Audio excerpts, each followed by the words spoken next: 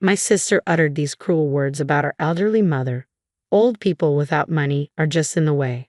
How could she say such cold things to her own mother? Anger trembled through me. I wasn't interested in Dad's inheritance or anything like that, so I could bear it, but it still upset me deeply. Then, shockingly, my sister and her husband kicked our mother out of the house. I glared at them, but they only smiled smugly, impervious to my protests. As I struggled with what to do next, Mom quietly said, "It's all right," and left the room. Bewildered, I followed her. After walking a distance from the house, she stopped, chuckled, and cheerfully remarked, "Those two are done for now." Perplexed, I asked, "What do you mean?" "My name is Kate. I'm 52 years old. I've never married, but I have no regrets about that. I've worked full-time at a local company, ensuring a stable life for my old age. My mother, Tiffany, is 79 years old. She and my father were known as a loving couple in our neighborhood until he passed away at 89. After his death, my sister Sarah became fixated on his inheritance. Sarah has a grown son who's known for causing trouble, and her husband is quite a character. Money-hungry and pretentious, always preaching that material possessions define one's worth. Their reckless spending habits constantly leave them short on cash, a troublesome pair indeed. Sarah has always been greedy and showy. I recall how, in high school, she would pester our mother for the latest fads. When Mom refused, Sarah resorted to stealing money from her purse. At first, Mom couldn't believe it. She noticed funds disappearing without her knowledge and decided to set a trap, leaving her wallet on the desk and observing from a hidden spot. As expected, Sarah took the money. Mom confronted her immediately, but Sarah shamelessly shouted, "It wasn't me. This is the first time. It's always Kate who does it." Furious, Mom scolded her but seemed relieved that Sarah hadn't stolen from someone else. My sister's husband shared the same mentality, maintaining appearances while their finances dwindled. They seemed eager to shower their son with money. It came to light that my sister and her husband repeatedly approached our parents, asking for financial support. They pressured them, saying, "We want to give our son a proper education. These days, tutoring is essential. Consider it an investment. Can't you spare $50 a month? If you don't help, don't expect us to care for you in your old age. Think of it as securing your future. Give our eldest son more now, and you won't have to worry about your later years." Our parents never intended to depend on anyone for their care, but they fretted about my future. "We're fine, but what about Kate?" My sister and her husband's eyes gleamed as if they found their prey. "Exactly, we can frame it as for Kate. Our eldest son will look after Kate in her old age. If you view it as an investment in our son, surely $50 or $90 isn't too much." Using the guise of care as a shield, they managed to extract a significant sum from our parents. So they continued to deplete our parents' finances. Mom and Dad lived frugally on their pensions, making their lives undoubtedly challenging. Then, their grandson secured a job and moved out of state. I feared he might never return, leaving our parents' financial support in vain. Discussions about tuition ceased, replaced by requests for money to cover their own living expenses. Our son has grown up and moved away, but his education drained us financially. "Can't you continue helping us? The usual $90 will suffice. Kate is unmarried and unreliable. It's always better to have a man around." "Don't worry, Dad. If anything happens, we'll be there in a heartbeat." Our parents realized they were being financially drained, but they felt powerless against my sister and her husband's persuasive arguments. They were skilled at painting their requests as investments for emergencies, even pledging to look after me. Then our father passed away. It might have been the stress. He had become a mere shadow of his former self, his health visibly deteriorating. When my sister and her husband notified us of Dad's death, her first question was, "What about the inheritance?" It was sadly characteristic of my sister to prioritize that over everything else. Inheritance. "Dad just passed away. This isn't the time for that." I tried to interject, but my sister cut me off. "I'll be there soon." "Mom's already there, isn't she?" I was horrified by my sister and her husband. Money seemed to be their sole concern. Even before the funeral ended, she began probing about the inheritance. Turning to Mom, she remarked, "Mom, you're not going to take everything in the inheritance, are you? You'll need care soon. Care requires money and strength, and you know a woman's strength alone isn't enough for that, right?" I struggled to grasp her words. Consider this. Would any mother-in-law feel comfortable revealing her vulnerabilities to a son-in-law she hardly knows? It felt like my sister was simply trying to pressure Mom, intimidate her, and lay claim to the inheritance. And what about Kate? What will become of her if she's left alone? Don't sisters need to support each other sometimes, Mom? You wouldn't want Kate to face a solitary life, would you? How could someone be so consumed by greed? I struggled to even consider her my sister anymore. I anxiously awaited Mom's response to her audacious demand for the inheritance. Mom calmly replied, "All right, I understand. I may need your husband's support in the future, so I'll waive my claim to Dad's inheritance. Is that acceptable?" But it wasn't. I attempted to intervene. "Mom, can we really trust her to honor her word?" Mom motioned for me to remain silent and then turned to me, saying, "Listen to Sarah. You should relinquish the inheritance as well." "All right," Mom insisted firmly, leaving me no choice but to agree. The process of renunciation turned out to be more complex than anticipated, taking several days to complete. Throughout, my sister persistently called, demanding updates. "How's the renunciation going? Hurry up. Is Mom finished yet? Let me know when it's done." Despite my sister's relentless pressure driven by greed, I remained committed to honoring Mom's wishes and continued with the process. Once the renunciation was finalized, we invited my sister and her husband over. Mom announced that we had both relinquished our claims. My sister and her husband exchanged triumphant glances. Gazing at our elderly mother, my sister remarked with a cold smirk, "Old people without money are just a burden." I was stunned, struggling to grasp her words. "What? What did you say?" I demanded, hoping I had misheard. My sister chuckled callously. "I said old people without money are just a burden. You're useless now, Mom. Get it? This house belongs to us now. It's mine, and there's someone here who isn't welcome to stay." How could anyone say such cruel things to their own mother? It's unbelievable, right? Mom's continued presence in our house now seemed odd to my sister. "If you want to stay, you'll need to pay rent and cover living expenses. Is that acceptable?" Of course, it wasn't acceptable. This house held deep sentimental value for Mom, and she couldn't simply leave at their command. Yet after announcing the renunciation of the inheritance, they were already trying to evict the rightful occupants. It was unforgivable, even though we had signed away everything. Mom trembled as she replied, "It's all right, I'll leave. Everything in this house belongs to you now. Do as you wish with it all. I'll take only this small bag. I won't be returning to this house. Goodbye."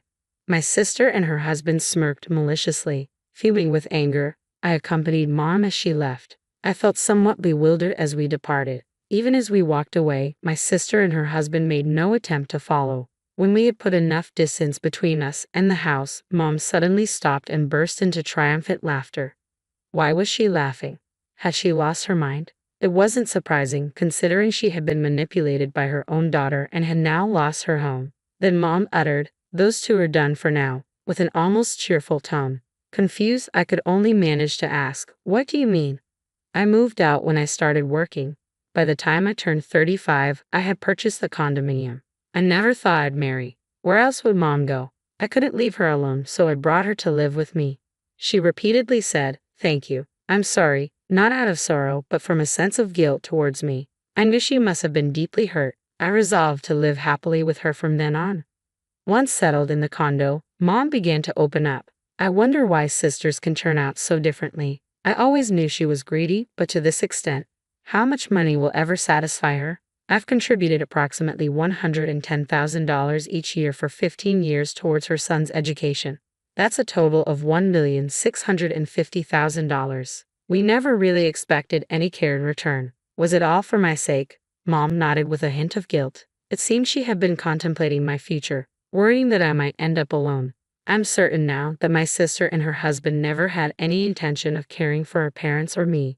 Despite Mom holding on to hope for Sarah, I doubt they ever had any plans for caregiving. Fortunately, Dad didn't require much care before he passed. It must have suited Sarah well. Mom smiled again, leaving me puzzled about its meaning. Yes, it's clear now. She's content with Dad's inheritance. But she was somewhat naive, I believe. Naive? I inquired. Mom didn't explicitly state it. "You're a kind-hearted child," she murmured softly. Silence settled between us once more. Then she asked, "Did you have expectations regarding the inheritance?" "I never relied on it. I didn't care for Dad expecting inheritance. Mom and I were the ones who tended to him, albeit briefly. My sister insisted on male assistance for bathing and toileting, but Mom and I managed his care. I nursed him solely out of gratitude, with no expectation in return. And I planned to do the same for Mom, without my sister's involvement. It was all out of genuine love for them. Mom, why don't you come live here? I've been feeling lonely anyway, I suggested. Mom's eyes welled with tears this time. She thanked me repeatedly before saying something cryptic. Just give it a few months. I can't explain now, but I promise to tell you everything later. You don't need to suffer or be sad anymore. We can undo what's been done. Can you wait until then without asking questions?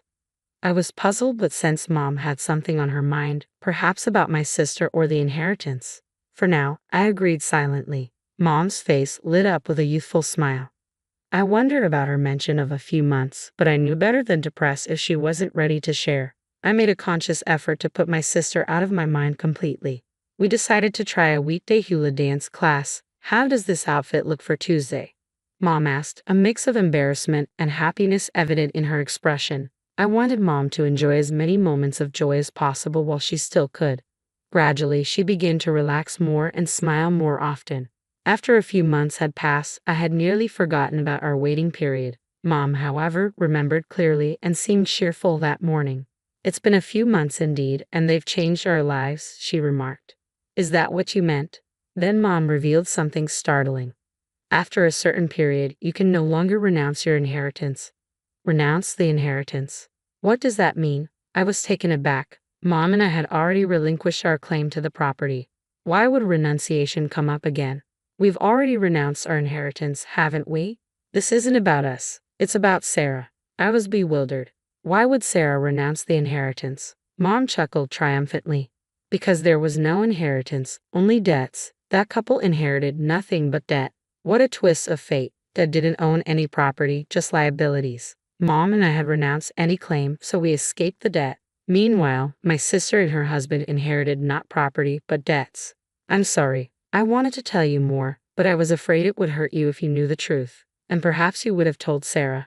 I wanted to shoulder the blame alone, so I kept it from you, Mom confessed. I was stunned. Mom had patiently waited for her moment, keeping this revelation to herself. She had anticipated that if I knew about my sister inheriting the debt, I might inadvertently inform her, so she kept it secret.